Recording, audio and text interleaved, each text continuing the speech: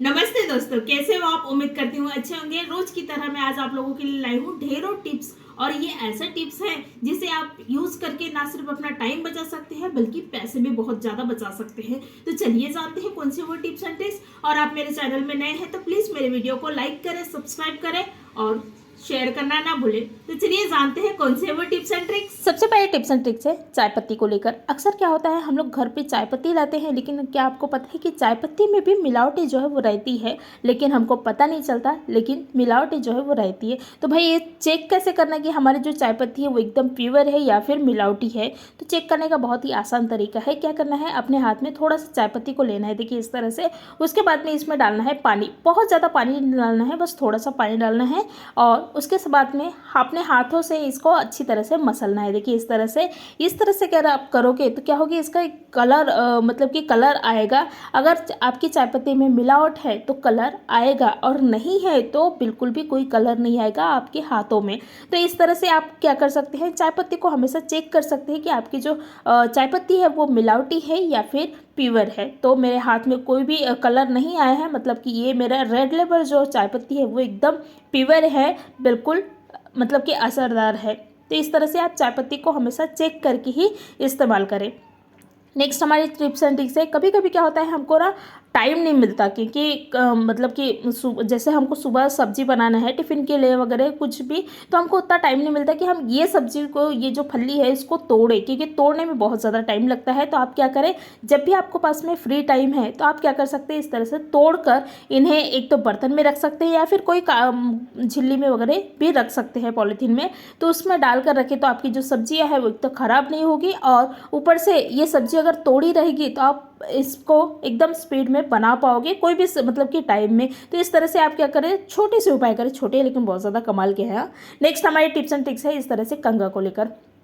कभी कभी क्या होता है, हम लोग बाहर जाते हैं, कभी शादियों में जाते हैं, कभी कोई कुछ में जाते हैं, तो क्या करते हैं, कंघा लेकर ही जाते हैं। नॉर्मली लेडीज़ लोग तो अपना कंघा लेकर ही जाते हैं, लेकिन कभी कभी क्या होता है, कोई मतलब नहीं लाते कंघा, तो हमारे कंघा से जो है ना करते हैं। तो भाई वहाँ पर अपने कंघा को साफ़ कैसे करना, क्योंकि भाई मतलब कि ऐसा रहेगा कि किसी के बाल में बहुत सारी चीज़ें रहती है, डैंड्रफ वगैरह, तो हम कंघा को उस समय में तो साफ़ नहीं कर सकते ना। तो उस समय में साफ़ करने का बहुत ही आसान तरीका है। क्या करना है, पाउडर लेना है, तेल कम पाउडर जो नॉर्मली आप इस्तेमाल करते हैं वो पाउडर लेना है। उसके बाद में ब्रश से या फिर आप कपड़े से भी इन्हें इस तरह से थोड़ा सा पोछोगे तो इनकी जितनी भी मैल वगैरह है या फिर जो कोई इस्तेमाल किए हैं तो वहाँ पर डैंड्रफ वगैरह है, तो वो सारी चीज़ें निकल जाती है और आपका कंघा जो है एकदम नॉर्मल हो जाएगी। या फिर आप अपने घर में भी लाकर ये चीज़ें जो है वो कर सकते हैं। आपने देखा कितने सारे मैल जो है हमारे कंघा से निकला है। तो इस तरह से आप अपने घर के कंघा को भी साफ़ कर सकते हैं। बहुत ही आसान तरीका है कंघा को साफ़ करने का। बस पाउडर, तेल का पाउडर डालें और इनको क्या करें, अच्छी तरह से ब्रश से घस ले, तो आप देखोगे कि बिल्कुल आपकी जो कंघा है बिल्कुल अच्छा हो गया है, बिल्कुल भी कोई कचरा नहीं है। नेक्स्ट हमारे टिप्स एंड ट्रिक्स है इस तरह से चार्जर को लेकर। अक्सर हमारे घर पे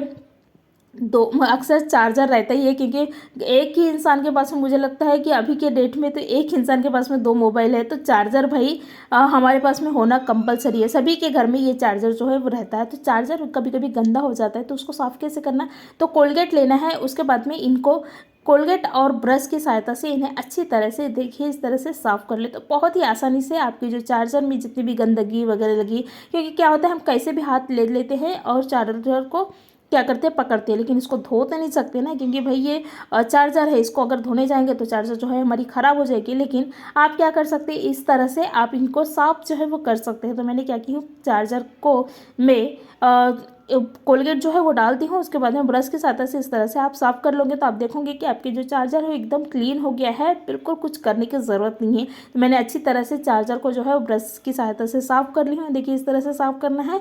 उसके बाद में साफ़ करने के बाद में इन्हें कम से कम 5 से 6 मिनट ऐसे ही रहने दें, जब तक कि हमारी जो चार्जर है वो अच्छी तरह से उसकी मैल जो है छूट रहा है। तब तक कि मैं क्या करूँगी, ये जो डेटा केबल है उसको भी इसी तरह से ब्रश की सहायता से क्या कर लूँगी, साफ़ कर लूँगी। तो इसमें भी गंदगी वगैरह रहता है, तो आप क्या करें, इन्हें भी अच्छी तरह से साफ़ कर ले। तो मैं क्या की हूँ, इनमें भी वो जो कोलगेट था ना ब्रश में, तो वो लगा ली हूँ। उसके बाद में आप क्या करें, एक कॉटन से या फिर इस तरह से कपड़े से क्या करें, बस पोंछ ले इस तरह से।